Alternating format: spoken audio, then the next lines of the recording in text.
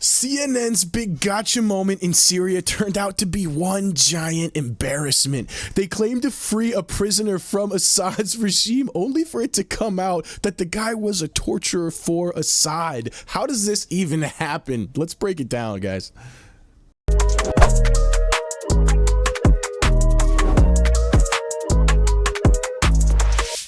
Yo, welcome back, guys. Let me know what you guys think. Was this a genuine mistake by CNN, or does it demonstrate how the media rushes to frame stories without doing any real proper due diligence? Or do you guys think this might have been on purpose in some way, like maybe a way to exfil the dude out of the country or something? And yo, what about the bigger picture? Does this demonstrate how the media tries to frame narratives to manipulate us regarding geopolitics? Because I think it might, man. I'm interested to hear what you guys think. Yo, if you guys like the content, please like and subscribe and hit that little notification bell. I would really appreciate it, guys. Let's get into the story real quick. I want to watch CNN's original clip and watch them fall flat on their face real quick, and then we'll watch them get called out, y'all. Let's get into this, man. Deep in the belly of the regime's Air Force intelligence headquarters, these are English letters. We are hoping to find traces of Austin Tice, an American journalist held captive in Syria since 2012. It's one of many secret prisons across the city. This specific branch was tasked with surveillance, arrest, and killing of all regime critics. These are all cleaned out. We don't find any hints of Tice, but come across something extraordinary. I can't tell though, it might just be a blanket, but it's the only cell that's locked. Is he gonna shoot it? The guard makes us turn the camera off while he shoots the lock off the cell door. Yeah, right. Yeah, right. I bet you the whole thing was fake. I bet you the whole thing was fake. I bet you they just cut and then went back. I bet you there was no shooting the lock off the cell door. Screw that. No. We go in to get a closer look. It's still not clear if there is something under the blanket. Oh, it moved. Is there someone there? Is someone there?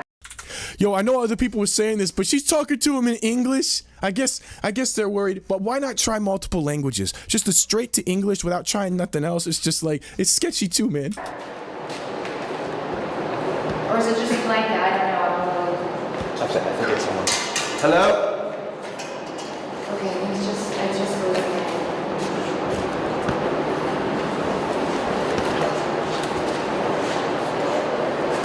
Yeah. Oh.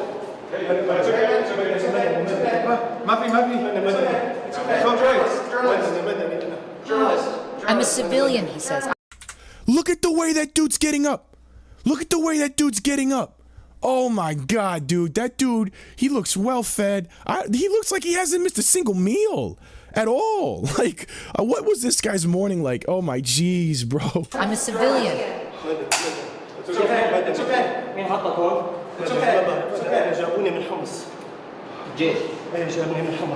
He tells the fighter he's from the city of Humps, and his He even carries himself with authority. I know I'm getting into, extra body language or whatever, but look at the way he just stands up and then he put his hand out to the guy while he's talking to him. When I see that, that's someone that's used to having authority. He can't even effectively pretend to be a submissive dude that's been beaten down for years, bro. been in the cell for 3 months. Okay, you're okay. You're okay. You're okay. You're okay.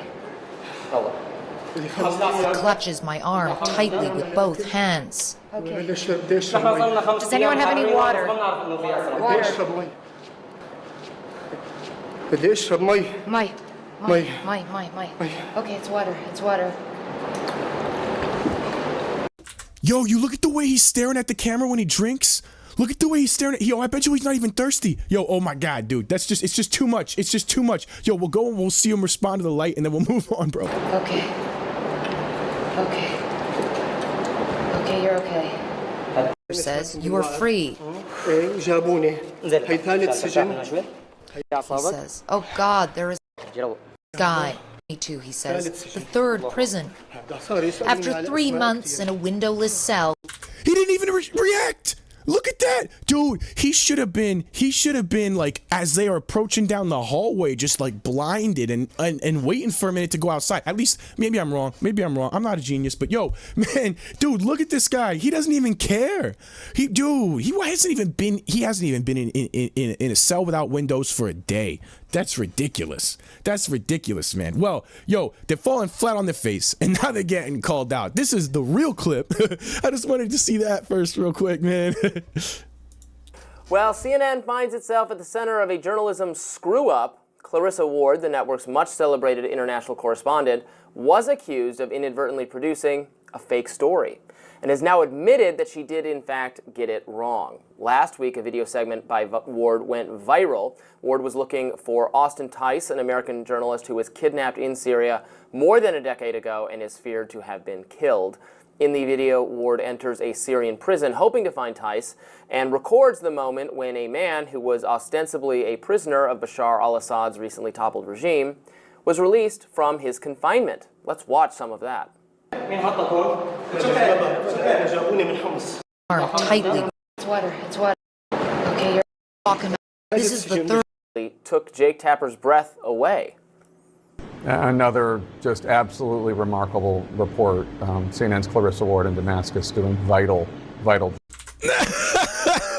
Jake Tapper embarrassing himself like usual. What a fool. Journalism. Thank you so much. We'll be right back. But here's the problem. There are allegations that Ward was duped and that man was not maybe a prisoner at all, or at least not who he said he was. Yeah, Ward was duped. Ward was the one that was duped. Yo, she was there the whole time, cameras on and cameras off. But no, she was duped, man. Just like every influencer that promotes those crypto meme coins, they were duped, man. They had no idea what was happening right in front of their face, dude. The Syrian fact-checking website Verify Psy reported that the individual in question had provided a fake name. They pointed out inconsistencies in his story, say that he appears far too clean-shaven for someone who has been imprisoned for months, and according to Verify Psy, his true identity is Salama Mohammed Salama, who worked for the Syrian Air Force under Assad and engaged in theft and extortion. Verify Psy wonders if CNN deliberately fabricated the story. Now, a deliberate fabrication seemed unlikely to me, but the questions raised are, in fact, important ones.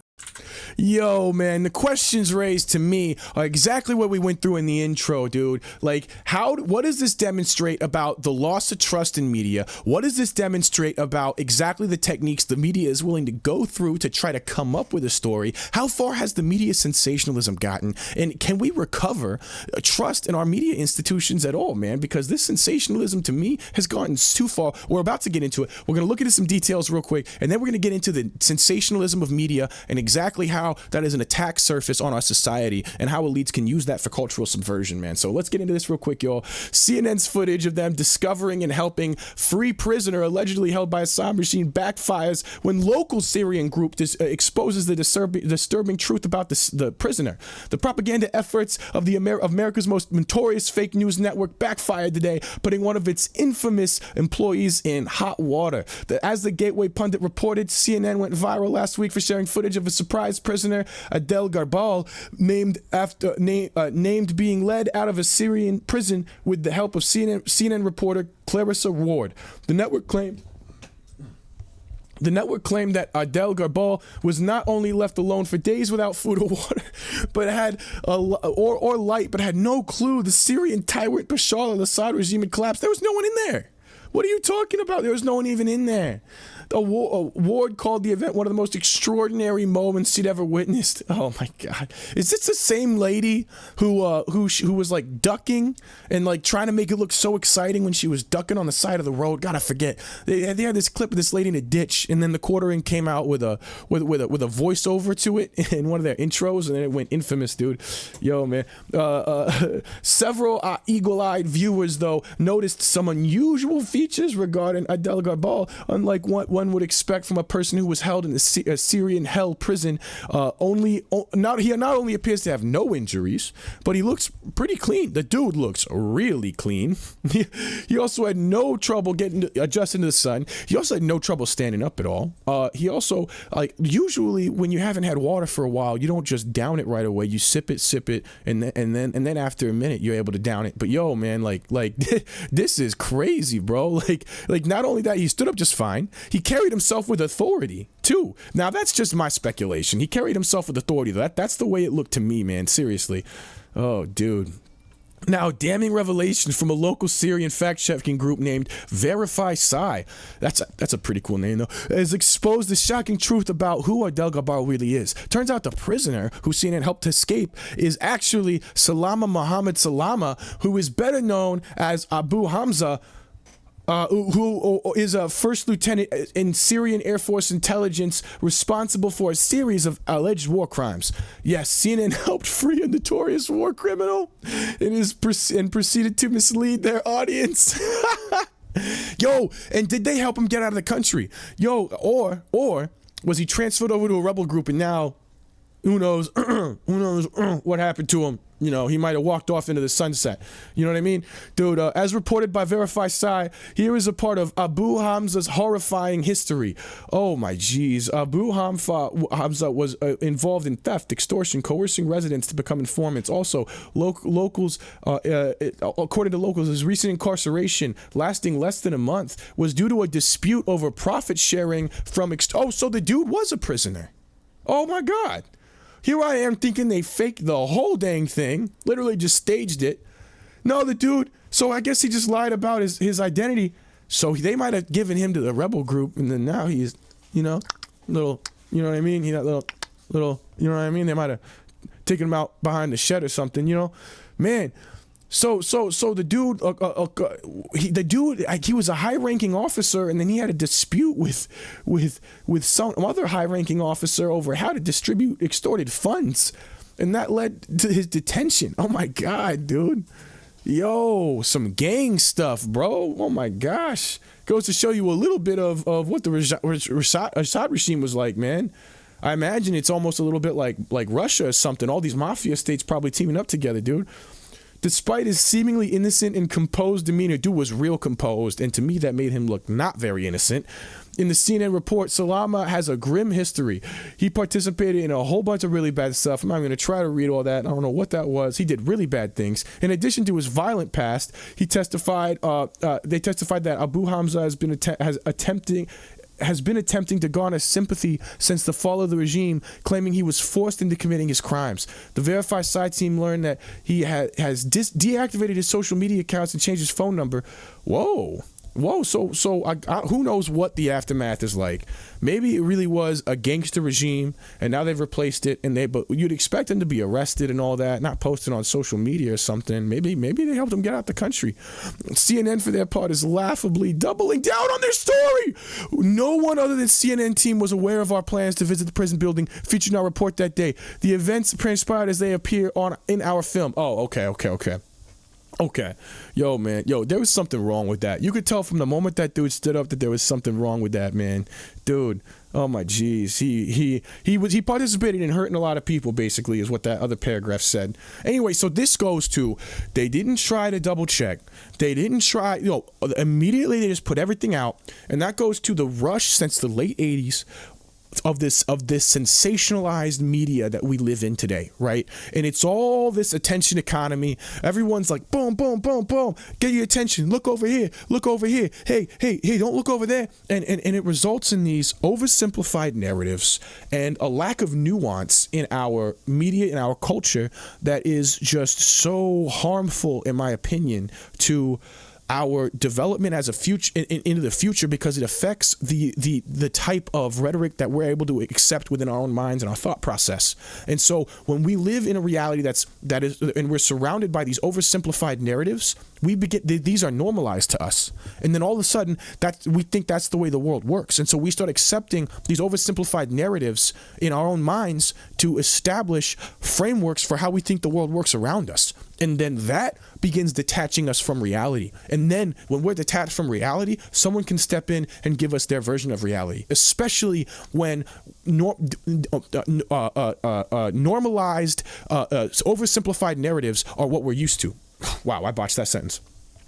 Sensationalism is a tactic used in an attempt to gain an audience's attention. Media outlets resort to the use of shocking words, exaggeration, and sometimes blatant lies. Alison Dagnes, a professor of political science at Shippensburg University in Pennsylvania, describes some of the ways sensationalism is used. Amplifying language using very big words that are exacerbating, something that invokes a whole lot of emotion. This has been a topic of controversial debate for some time now, and it raises questions of whether the drive for sensationalism conflicts with journalists' duty for fairness and honest reporting. And I think that in our attention ecosystem, it has resulted in almost a necessity of using sensationalism. I try to balance that, right? I try to use sensationalism in my titles, in my thumbnails, right? To not be dishonest, but get people's attention. And I try to balance that with a really deep introspective and deep analysis that kind of gets into things and de-escalates people. So I hope I'm not falling into that because I'm really trying to create a responsible platform here. Sensationalism tactics. Sensationalism is used by journalists to attract readers to articles. A communications professor explains.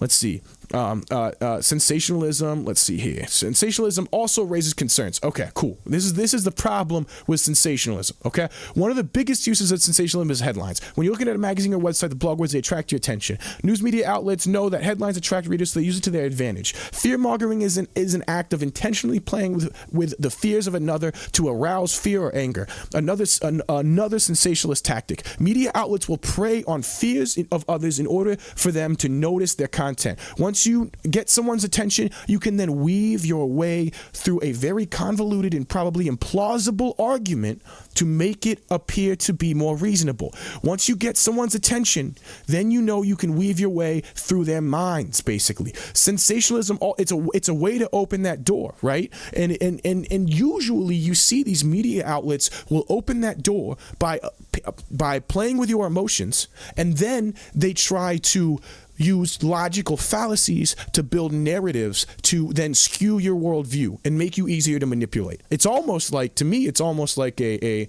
hypnotizing, it's a hypnotist technique. You know what I mean? Like they get inside your head and then they start guiding your thought process. Not exactly, but it follows the same pattern. As journalists, it's their duty to deliver facts to the public and not be deceptive with their stories. Sensationalism violates a lot of ethical guidelines in favor of these tactics. Sensationalism has deep roots in politics and is a common tactic used by politicians and news outlets to push their agenda. Okay, right. So we've established sensationalism exists. Okay. Now, this is its chromo. And what I want to get into here is sensationalism, as normalized as it is, has become the number one technique for our elites to subvert our culture and replace our culture with narratives that they promote and they want because it promotes their agenda, right? And so our elites work with our intelligence agencies, they through major corporate interest, right? Major corporate interest, international banking cartel, and our intelligence agencies all together create this environment, right? Is what I'm trying to say. Cultural subversion. The influence of media, advertising, and music on public opinion and consumer behavior runs deeper than ever. Beneath the surface of our catchy jingles, visually appealing commercials, and captivating movies lies a sophisticated mechanism of cultural manipulation driven by corporate institutional influences. These mechanisms are informed by decades of research into experimental psychology and are strategically used to manipulate the public, shape their perceptions, desires, and even political inclinations. We're going to explore how elites exploit popular culture to manufacture consent through subliminal messaging and other psychological techniques. The historical context of subliminal messaging. Subliminal messaging has been a topic of interest and controversy since the 1950s, when James Vickery claimed to have increased popcorn and Coca-Cola sales by flashing messages during a movie. Although this experiment was later debunked, it opened the door to exploring how hidden messages further could influence consumer behavior. Vance Packard's book, The Hidden Persuaders, further exposed manipulative tactics used by advertisers seeking to setting the stage for a deeper understanding of how psychological techniques could be used for mass influence.